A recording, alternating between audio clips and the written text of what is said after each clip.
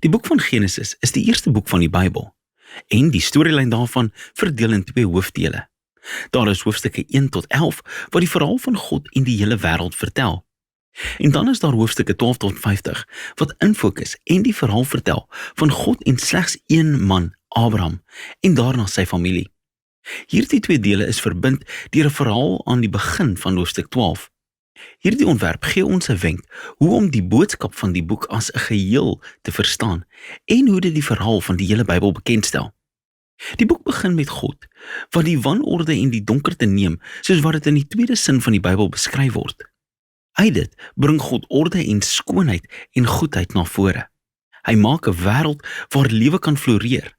God maak hierdie skepsels wat mense genoem word, of Adam in Hebreëus.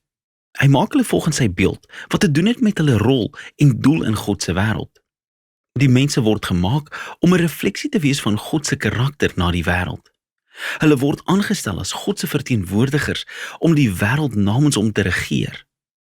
Wat in daardie konteks beteken om al die potensiaal daarvan te benut om dit te versorg en dit 'n plek te maak waar selfs meer lewe kan floreer. God seën die mense.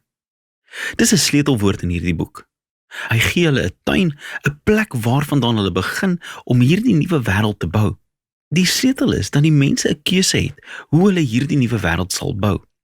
Dit word verteenwoordig deur die boom van kennis van goed en kwaad. Tot nou toe het God voorsien en gedefinieer wat goed is en wat nie goed is nie. Maar nou gee God aan mense die waardigheid en vryheid van 'n keuse. Gaan hulle God se definisie van goed en sleg vertrou? Of gaan hulle besluit om hulle self te regeer en goed en kwaad vir hulle self definieer? Daar is baie op die spel. Om teen God te rebelleer is om die dood te omhels, want jy draai weg van die gewer van lewe self. Dit word deur die boom van die lewe voorgestel. En met dit in hoofstuk 3 betree 'n misterieuse figuur, 'n slang, die verhaal. Die slang word nie bekendgestel nie, behalwe dat jy uitvind dis 'n kreatuur wat God gemaak het. Dit word duidelik dat dit 'n kreatuur is wat in rebellie teen God is. Dit wil die mense na rebellie en hul dood lei. Die slang vertel 'n ander verhaal oor die boom en die keuse. Dit sê dat as hulle die kennis van goed en kwaad vat, hulle nie sal doodgaan nie, en dat dit eintlik die weg na die lewe is, en dat hulle soos God self sal word. Die ironie hiervan is tragies, want ons weet die mense is reeds soos God. Hulle is gemaak om God se beeld te weerspieël.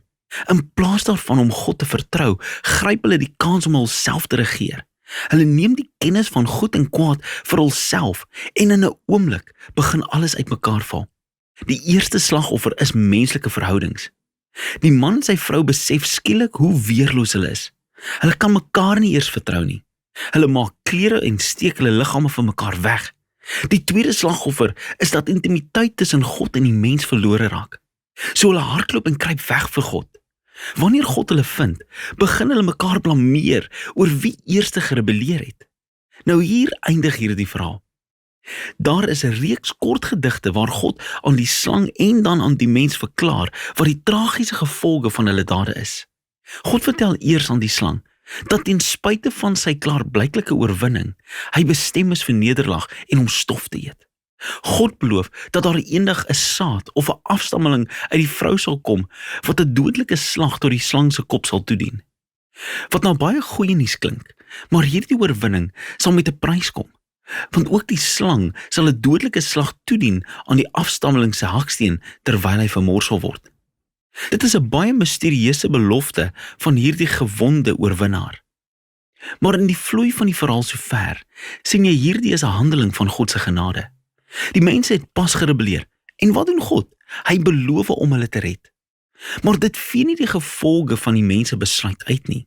God lig hulle in dat elke aspek van hulle lewe saam by die huis en buite in die lande van nou af gevul sal wees met hartseer en pyn as gevolg van hulle rebellie, wat alles tot hulle dood sal lei.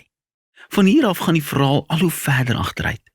Hoofstuk 3 tot 11 volg die effek van die rebellie wat al hoe verder uitkring en menslike verhoudings wat op elke vlak meer en meer gebroken raak. Daar is 'n verhaal van twee broers, Kain en Abel. Kain is so jaloers op sy broer dat hy hom wil vermoor. God waarsku hom om nie toe te gee aan die verleiding nie, maar hy doen dit nogtans. Hy vermoor hom in die veld. Kain gaan dan voort om 'n stad te bou waar geweld en onderdrukking heers. Die toppunt daarvan sien ons in die verhaal van Lamech. Hy is die eerste man in die Bybel wat meer as een vrou het. Hy maak hulle bymekaar soos eiendom. En dan sing hy 'n kort liedjie oor hoe hy meer gewelddadig en wraakgierig is as wat Kain ooit was. Hierna kry ons 'n vreemde storie oor die seuns van God wat moontlik verwys na bose engelagtige wesens. Of dit kan na antieke konings verwys wat beweer het dat hulle afstammelinge van die gode was. Soos Lamech het hulle vir hulle soveel vroue aangeskaf as wat hulle wou hê, en hulle het Nephilim, hierdie groot krygsmanne van ouds, voortgebring.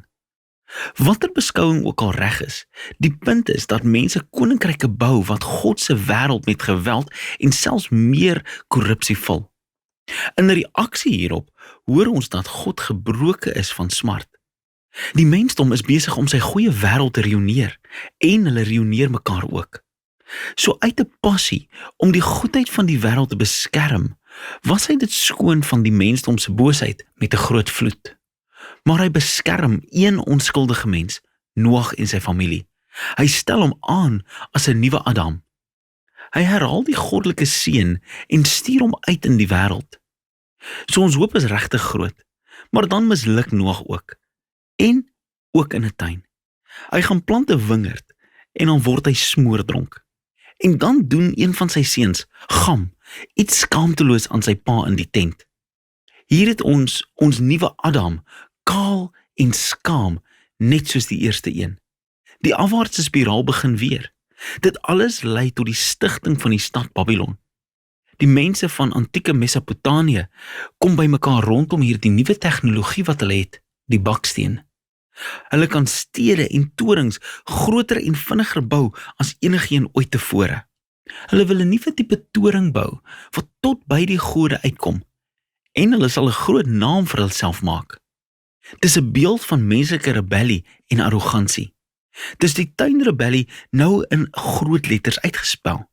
God verneder hulle trots en verstrooi hulle. Dit is 'n diverse klomp verhale, maar jy kan sien dat hulle almal dieselfde basiese punt verken.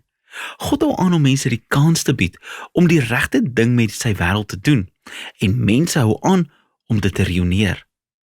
Die verhale maak die punt dat ons in 'n goeie wêreld lewe, wat deur ons sleg gemaak is, dat ons almal gekies het om goed en sleg vir onsself te definieer. Ons dra by tot hierdie wêreld van gebroke verhoudings, wat lei tot konflik en geweld, en uiteindelik die dood. Maar daar is hoop. God het beloof dat daar eendag 'n afstammeling sal kom, die gewonde oorwinnaar, wat die bose by sy bron sal verslaan. Ten spyte van die mensdom se boosheid, is God vasbeslote om sy wêreld te seën en te red. So die groot vraag is natuurlik, wat gaan God doen? Die volgende vraag, die skakel bied die antwoord. Maar vir nou is dit waaroor Genesis 1 tot 11 gaan.